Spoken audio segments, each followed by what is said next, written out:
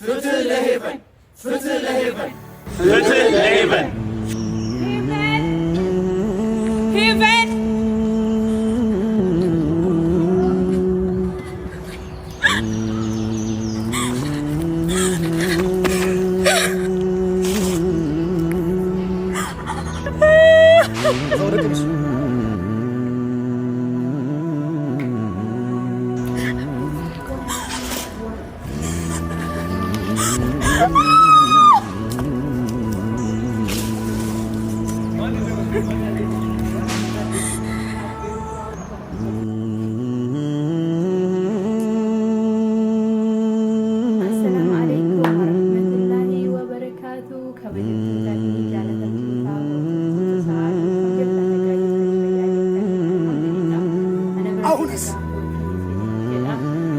በቀን የማን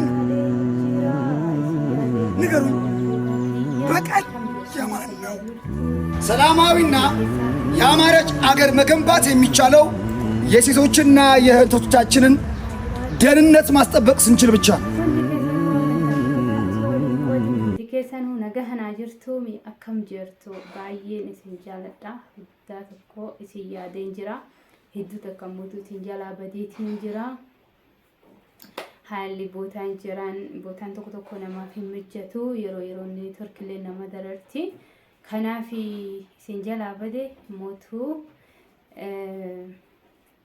bal'inaan mootuu yeroo godhee isinitti deebi'uudhaaf baay'ee abdiin qaba xiqqoo isin dhukkuballee fayyaa naa kadhadhaa du'aayinaaf godhaa isin jedhaa hordoftoota kiyyaanii hedduu takkaa isin jaaladha baay'ee tokko guyyaa guyyaan osoo naaf mijjatee dhufee isin arguun barbaada dhufee isin wal arguu fedha mee akkam nagaa naa jirtan fayyaa jirtan akkam jirtan nageenyi kan rabbii bakka jirtan maratti isin bira haa jiraatu isiniin jecha egaa daawwattootaa fi kabajamtoota kiyyaa wantoota nama gaddisiisantu biyya keenya kana keessatti biyya keenya Itoophiyaa kana keessatti deemaa jira jechuudha wanti kun itti fufaa akka ittiin fufne yaa rabbi jedha rabbittillee nuuf booya rabbillee nuuf kadhadha gizee tokko tokko nama dhiba jechuudha daa'ima kalee dheengadda akka malee namichitti taphatee lubbuu isillee dabarsee waan addunyaa kanarratti taa'amuu qabne itti taasise dhabeetii miti namni kuni nama kanatti hidhaa waggaa 25 itti murteessu jechuun komii nama hundattuu kaasee jira jechuudha. ጭኔ ማስፈሪያ በጣም ከባድ ነው። በየቦታው ቆሞ ነው ያሉት የነሱ ቤተሰቦችና ያሳዝናል በጣም እና እኔ መናገር ፈልገው እኔ እህታችሁ አይደለሁም እቺ ህፃን ልጃችሁ አይደለችም የት ሄደ አገር አይደለም ባህር ዳር መኖር አልችልም ማለት ነው እናንተ እኮ ነው ለቤት ጠባርቂ ወንተ ተነበለ ነምቸ ፈና አገሬ ነው የት ሄዳችሁብኝ እናቶች ፍረዱኝ አብዛኛው በእርግጥ ተሸፋፍነው ለማስቀረት ጥረት ተደርጎ ስለነበር የባህር ዳር ህዝብ አብዛኛው የሰማ ይመስለኛል እና የት ሄዳችሁብኝ ፍረዱኝ አሁን ለማስወጣት ጥረት እየተደረገ ነው ለማስወጣት ጥረት እየተደረገ ነው ኢንፎርም ተደርጌ ነው ሊወጣልሽ ነው ኢንፎርም ተደርጌ ሂጄ መምጣትሽ ወሰይ ሰዓት ነው የመጣሽ በሚል በየቢሮው ገባው እስኪ ይሁት ወድቃ ሞቶች ለማስመሰል ድራማ ስለሰራ ከሱ ይልቅ የጠበቃው ስድብ የዘመዶቹ ስድብ እሱስ መቼም አንዴ ሰይጣን ተዋርሶታል በጣም አእምሮዬን የሚነካኝ ህሊናዬን የሚነካኝ ዝም በይ አስከበባል ጾታሽ ጭራሽ ሰደብኩኝ ዝም በል ጠባቂዎች ነበሩ የሚገርም ነገር በረዳይ ዝም በል ጭራሽ ልትሰድባት ነው አሉት ያዩኛል አሁንም እና ሀቅ ስለሆነ በየመስሪያ ቤቱ እየገባ በሚያውቀው ሄዳል እንግዲህ ምናልባት በዚህ አጋጣሚ ሴቶችና ህጻናት የኢትዮጵያ ህግ ባለሙያ ሴቶች ማህበር እንግዲህ ስጋቷ ከእቺ ልጅ ከስጋት ነፃ መሆን አለባት ብዬም ስለማምን እንግዲህ በሚያስፈልገው ድጋፍ ከጎንሽ እንደሚሆን ተስፋ አደርጋለሁ። ከዛ ጎን ለጎን ግን ምናልባት የባህር ዳር ከተማ አስተዳደርም ይህን ጉዳይ በደንብ ያየዋል ብዬ አስባለሁ። ምናልባት ፍርዱ ተፈርዶ እንግዲህ አሁን ማረፊያ ቤት ነው የሚገኘው። ስለዚህ ግን አሁን ከረንትሊ ምንም አይነት መረጃ ስለሌለች ምናልባት የሚመለከታቸው አካላት አጣርተው ፍርዱም ተግባራዊ እንደሚያደርጉ አስባለሁ። እኔ ግን አንድ ነገር በግሌ መናገር ፈልጋለሁ። ይሄ አቅም የሌላቸው ራሳቸውን መከላከል የማይችሉ ታዳጊ ህፃናትን ጥቃት የሚፈጽም ልክ እንደ ባለታሪካችን አይነት በተመሳሳይ አይነት ሁኔታ ውስጥ ጥቃትን ለሚፈጽሙ ግለሰቦች አሁን ጊዜው በቃ የምንልበት በደንብ አስተማሪ ቅጣት እናውቀዋለን። 25 ዓመትም ተፈረደበት። ያው አመክሮ ምን ተብሎ ሰዎች መንግስት ቀለብ እየቀለባቸው ይኖራሉ።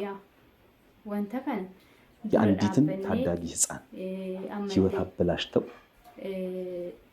መንግስት በላሌፈና ኬነ ከና ሞቱማን አከ ጉሮፊት ነው ለጋው ሁንዲ ኬሰኑ ለብሲ ጎዳ ሁንዲ ኬሰኑ ዳምሳ ጎዳ ሲኒን ጀዳ haadha saniif rabbiin sabrii haa kennuufi wanni jedhan hin jirtu wanni godhan hin jirtu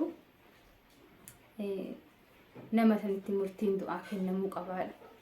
Xiqqaa fi guddaan kiristaana islaaman jenne namni wanni kun rifachiise xiqqaa fi guddaan keessanuu murtiin du'aa irratti nu kennamu irratti labsii baasaati yoo didamillee wanti godhan hin jirtu. Silaafuu mootummaa Itoophiyaa nama ajjeesee irratti murtii fudhatuu hin danda'u. Garuu osoo murtii fudhatee kajoollee kana jechuudha.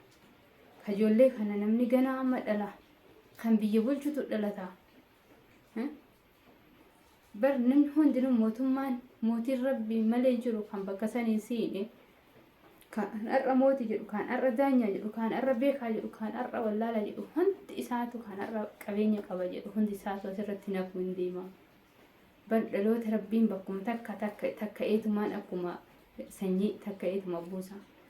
Ishii namni akkamitti ol ka'ee guddatee jiraata yoo dhalli namaa akkana ta'a guddatee jiraattu sammuun namaa akkamitti jiraata sammuun namaa cabxee jirti. Sammuun daa'ima kanarratti nama hin cabin ani sammuu qaba jedhee nama saniitti hin amanu jechuudha. Dhugaa rabbii dubbachuudhaaf dhiifama naa godhaati.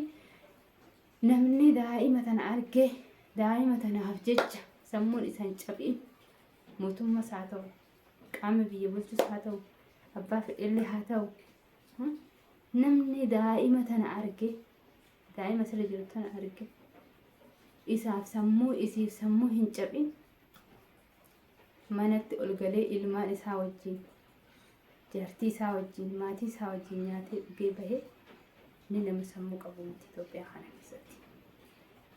Itoophiyaa kana keessatti inni nama sammuu qabuuti. Kanaafuu rabbiin furmaata haa godhu. Baay'ee tokko akkaan nama gaddisiisa waan na gaddisiisa waan natti dhagahame irratti dubbatu dhufe har'a. Baay'ee tokko nama dhiba akkaataa wanta kanaa baay'ee tokko dubbachuu nama saalfachiisa afaanitti dubbatu nama qaanfachiisa wallaahi. Akka inni itti taphate daa'ima kana bicha akka inni itti taphate maa yoo aara wayii qabaatee haadha fi abbaa isiititti illee aara wayii qabaate yoo rakkoo wayiitti illee qabaate jaruma akka fedhe godhee biraan deemu irraa bareeddi dhugaa rabbi irraa bareeddi daa'imni kichuu tan akka inni taphatan isaa irraan bareeddu abadan irraan bareeddu kana abaarsillee ta'uuf hidhalleen hin taatuuf kana fuudhanii rarraasanii addabaabayitti uummata baasanii osoo nama tokko rarraase mangistiin osoo nama tokko ka'ee rarraasee hidhee murtii du'aa irratti raawwate ka hafillee ka duubatti hafillee kanan hojjetu jechuudha. Kanan hojjetu bara kaanillee bara baraan gubima kana gurra keenyatti rabbi nu dhageessisa. Maa uumamne maadachii tanarratti uumamne jechuu bichatti hafnee jira. Maali jennaan yaa Rabbi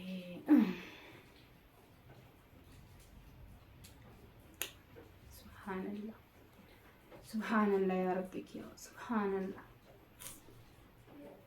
baay'ee nama bara baraan kabara duraa tokko ijoollee lameen mana tokko keessatti qalanii biraa deeman haatii fi abbaan yoo dhufanii mana fi dhaban argitan sanillee namni waa takka dubbateen jiru hey ammuma iyyanii ammuma kaan godhatanii uummanni hizbiin Itoophiyaa kun muluun ammuma kaan godhataa bakka dhaabbate boriif ta'an ajandaa godhatanii miidiyaa summiniif shilingii irraa funaannatuudhaaf gara tiiktookii gara yuutuubii gara feesbuukii sheer godhanam tokko garuu wanti kun keessatti sirriitti gadi qabanii osoo laalanii wanni kun hin ta'u biyya keenya keessatti ta'uu hin qabu jedhanii osoo irratti hojjetanii baay'ee bareedaa ture. Bara kaan illee kaan tokkos godhee bara kaan illee kaan tokko godhee bara kaan illee kaan maal